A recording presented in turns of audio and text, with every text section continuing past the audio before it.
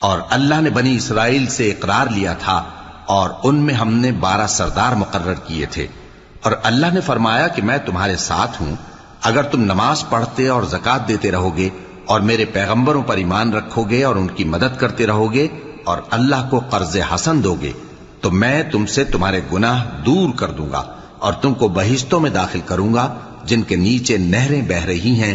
پھر جس نے اس کے بعد تم میں سے کفر کیا تو وہ سیدھے رستے سے بھٹک گیا۔ پس ان لوگوں کے عہد توڑ دینے کے سبب ہم نے ان پر لعنت کی اور ان کے دلوں کو سخت کر دیا۔ یہ لوگ کلمات کتاب کو اپنے مقامات سے بدل دیتے ہیں اور جن باتوں کی ان کو نصیحت کی گئی تھی ان کا بھی ایک حصہ فراموش کر بیٹھے، اور تھوڑے آدمیوں کے سوا ہمیشہ تم ان کی ایک نہ ایک خیانت کی خبر پاتے رہتے ہو، سو انہیں معاف رکھو اور ان سے درگزر کرو۔ اللہ احسان کرنے والوں کو دوست رکھتا ہے۔